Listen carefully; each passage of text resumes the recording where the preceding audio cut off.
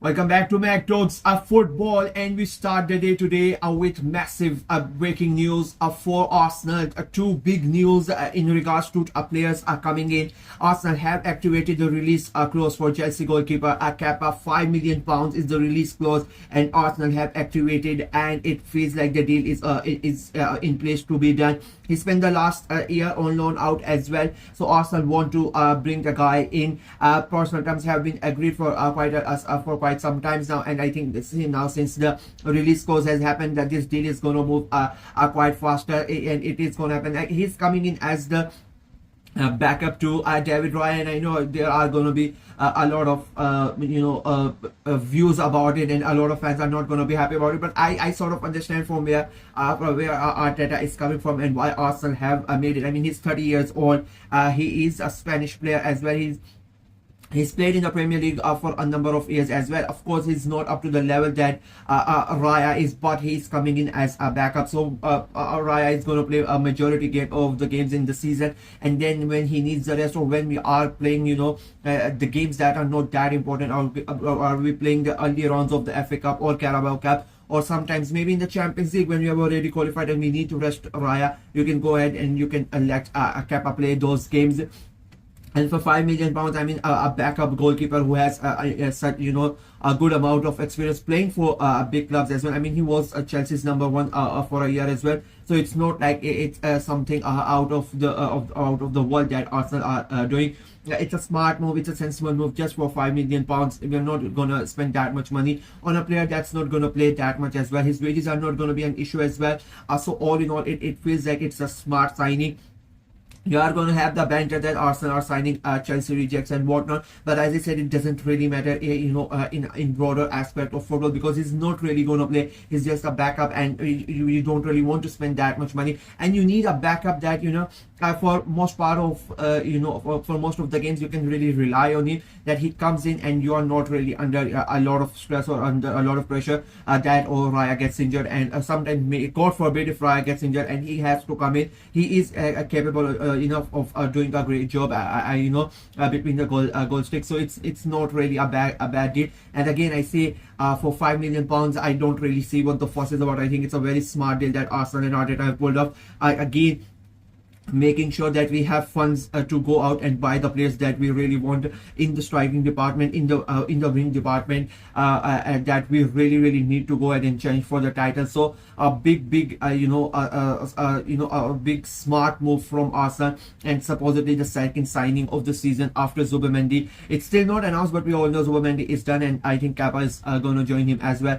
So congratulations to Arsenal. Welcome to Arsenal. As an Arsenal fan, I'm really happy that we have Kepa as a backup, and it's a great deal. The second one that is just I was about to make a video. It has been broken down the news by Fabrizio Romano and a couple of other well-known journalists, that Arsenal have submitted an £11 million bids for Christian Nørgaard from Brentford. I mean, that has just come out of the blue, and this has happened because of Thomas Partey's situation. We talked about him a couple of days ago. He has rejected contract talks with Arsenal, as he wants a good amount of wages. He's asking for about more than 200k a week in his new contract, and Arsenal are not really willing to give him that much money.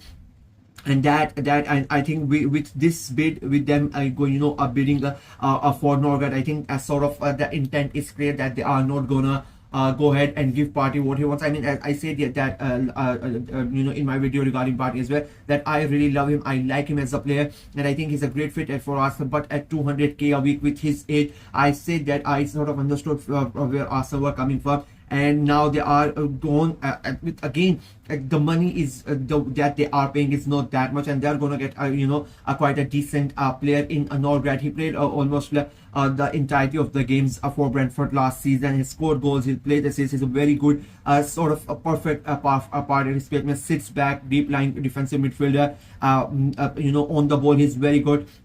And Arteta is really going to like that, and he's a big lad as well, so he's going to come in handy in the air as well. He can score the goals as well on those long range shoots that Partey usually scores. Nørgaard can do that as well. So it sort of feels like we have in my opinion, with this bid, it feels like we have gone away from party. It feels like the there is no settlement being agreed between Arsenal and party, and that is why Arsenal are looking elsewhere, and they are trying to bring in Nørgaard, and at 11 million pounds. Even of course Brentford are expecting more. The talks have started. They are going to ask for more money.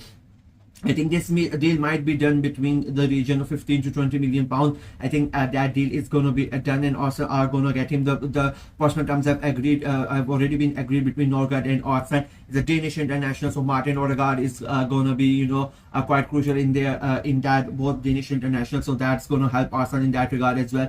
And they are going to go ahead and they are trying to get him. And again, I keep on saying the money is not that. I mean, if we end up getting Keppa and Nørgaard for a region of 20 to 25 million, even less than that, I think that those are two really good signings. So it gives us the funds again to go ahead and sign and spend big on the striker, on that winger situation that we really need to address. And that is why I think the Arsenal board and Arteta know that the deals, the big deals that are going to happen for the forwards, it is going to take a long time, because it is going to be quite complex.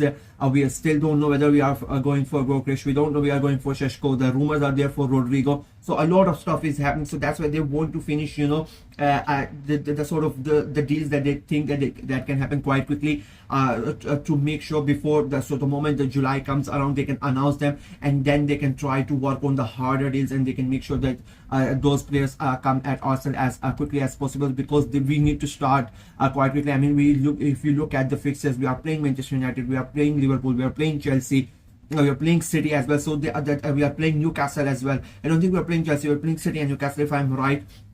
So the first 6 fixtures are really tough for Arsenal. So we need to be prepared, and we need to be ready for those games. And I think that's why Arsenal and Arteta, it feels like that the process is going slow, but I suspect and I hope that on the backside the stuff is happening, and they're trying to get the deals over the line. And as I said, I think with these 2 deals, the first thing in the morning are 2 big announcements coming in from multiple journalists, that Arsenal are trying really hard to get these deals done as quickly as possible. It sort of shows that they want to get these deals aside, and to make sure that then they can really concentrate on the bigger deals. And if I'm an Arsenal fan, and at July 1st we have 3 players, we have Zubimendi who comes in. I think he's a brilliant signing. You already have a replacement for him as a backup in Nørgaard, and if Partey is going to leave, which it looks likely it's going to, and then you have a backup for Raya in Keppa. So you have 3 good deals at the moment, at the start of the transfer window, and then you go ahead and you try to sign those 2 big players that you really want, and then you can concentrate on that. So in a way, it's a very it's at the start of the summer transfer window is looking really good if all these deals go through, which it feels like it's gonna go. So at the moment, Arsenal are really cooking. I'm really excited about it. Just need to go out there and get the striker. That's from me. Let me know what you guys think of the entire situation. Are you happy with the signings that Arsenal have done, or do you think they are not really up to it? And are you on the board that we need to give Partey the money and forget Nørgaard, or are you happy that we are signing Nørgaard? I mean, the wage being reported is around 100k, 120k, so we are saving about 100k a week for not giving Partey that money. Let me know what you guys think of the entire situation in the comment section below. Like the video, share it as well, click on the notification bell, and of course subscribe to the channel. I'm trying to get to 600 subscribers before the end of July, so please go ahead and subscribe and help the channel out. Until next time, bye bye.